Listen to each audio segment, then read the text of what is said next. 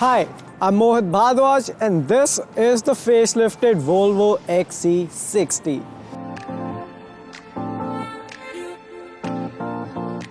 I know you guys want to know more about it, like what all has changed in the facelifted avatar when we compare it to its pre-facelift parallel, and that is what I'll be telling you about in this video. But before I start, I want you to subscribe to our YouTube channel if you haven't done that yet.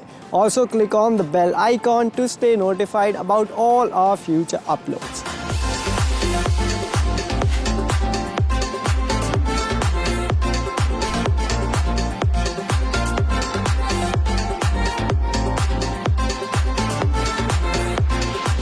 Now kicking things off with the design first, well, the Volvo XC60 in its facelifted iteration looks fresh, thanks to the bumpers on both the ends, which are new and comes with chrome ribbons on both the ends. Along with that, you now get an inscription front grille, which also comes loaded with chrome, and that is what Indians love. Over to the sides, livening things up are these 19-inch alloy wheels, which look good in my opinion. What do you think about them? Let us know in the comments below. Also, this chrome ribbon around the sides accentuates its appeal furthermore. On the whole, the silhouette remains the same and the design for the most part is largely and unmistakably a Volvo XC60. Now let's hop on the inside and see what is changed over there.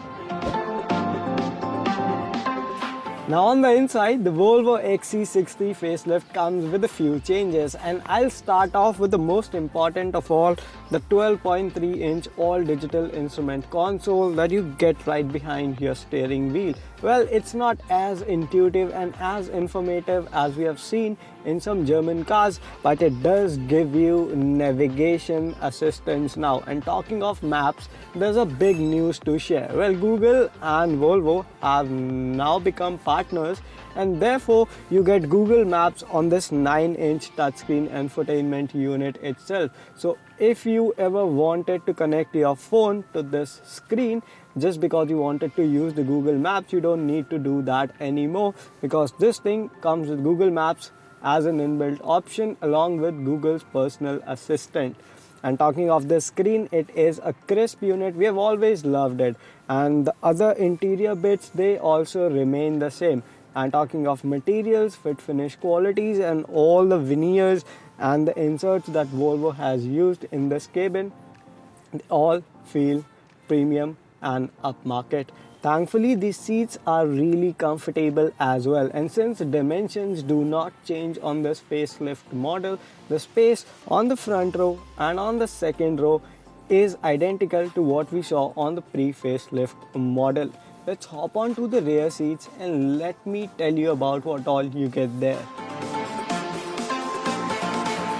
The rear bench is comfortable like the seats on the front. However, the under-thigh support I feel could have been better. Talking of headroom and legroom, that is something I can't complain of either. In fact, the car comes with a large panoramic sunroof, and still headroom is not a compromised affair over here. And if I talk about the upholstery, well, this particular example is done in a black and beige combination, which has some fancy name in Volvo's brochure. However, there's another darker theme available for you in case you want a darker interior. Now, talking of creature comforts that you get on the rear bench, well, here's a charging port on the center console. Along with that, you also get 4-zone climate control. And in case you don't want to talk to any other occupant in this car, there's a Bose and Wilkins 1100 watt 15 speaker sound system with a subwoofer that'll keep you entertained.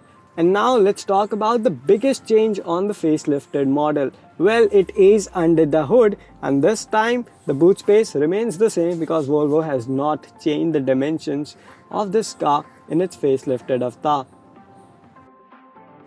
Talking of the big change, well, it is under the hood. You now get a 2-liter turbo-petrol motor with the Volvo XC60 facelift, unlike the 2-liter oil burner that was seen on the pre-facelift model. And It puts out 250 horsepower, 350 Nm, and also comes mated to an 8-speed automatic gearbox. Furthermore, this motor comes with a 48-volt mild hybrid system and an all-wheel drive system. But what is it like to drive? Well, let's get going. Akash.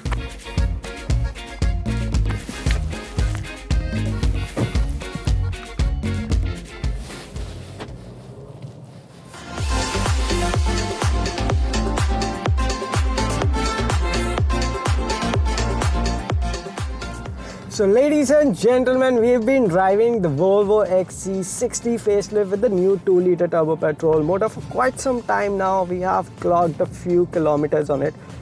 I think we're saying few hundred kilometers on it. And the experience that I have to share is that this engine is very much refined. If you compare it to the 2-liter oil burner, it feels very much refined. There are no clatters. In fact, around the higher rev range, it sounds really good. But talking about its drivability, well, the power delivery is very linear.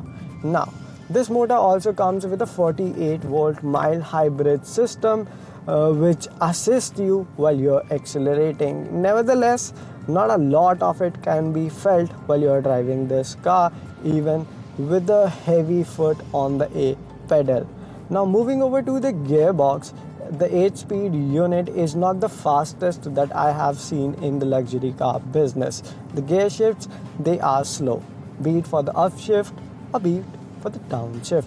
Now you can take over the controls manually by flicking this crystal gear lever into the M mode, and to make a upshift you need to push it towards yourself, and to make a downshift you need to maneuver it the other way around. And this is not how our muscle memory works. And that being said, Volvo could have done a better job. In fact, they would have retained the pedal shifters that were available on the oil burner. Yes, they are not available here. In fact, there are no driving modes with the 2-liter turbo petrol motor. And yes, I missed them.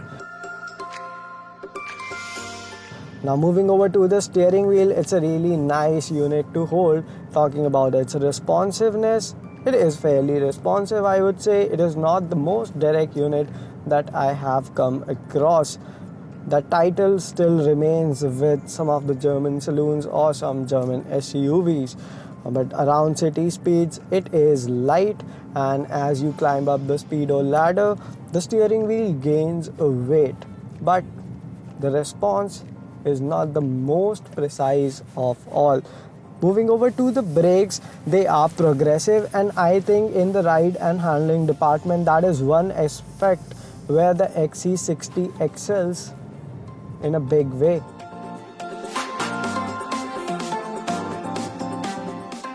For the suspension part, you get coilovers, and there are no airbags on offer. I mean, there is no air suspension on offer. The overall ride quality feels pliant. However, I would rate it on the firmer side. Around city speed, you can wander around town without much of a hassle. In fact, you can do illegal speeds with quite some composure. However, at parking speeds or relatively lower speeds, the ride feels firm. Any pothole, speed bump or road undulation, it intrudes into the cabin. And I think on the whole, it is a car that loves to be driven sedately, not in a very aggressive manner. So ladies and gentlemen, it's time to sum up this video. It's time to tell you if you should buy the Volvo XC60 in its facelifted iteration or not. And the answer is, if exclusivity is your topmost priority, along with a slew of radar-based safety aids and a pocket interior, well, you should buy the Volvo XC60. But if you want the best ride and handling balance of this segment, I think you should be looking elsewhere, because Volvo XC60 is not the most dynamic car in its segment, and it's not the most comfortable out there even. But it still is a great offering in its segment, considering the prices start at Rs 61.90 lakh ex-showroom and it comes with a mild hybrid powertrain which is very much refined. And I think this was all about the updated Volvo XC60. If you like the car, like this video, do not forget to hit the subscribe button. Also share this video with your friends who are out there in the market considering to buy this car. If there's anything else on your mind, let us know in the comments below. For now, I'm your host Mohit Bhardwaj taking a leave. Take care.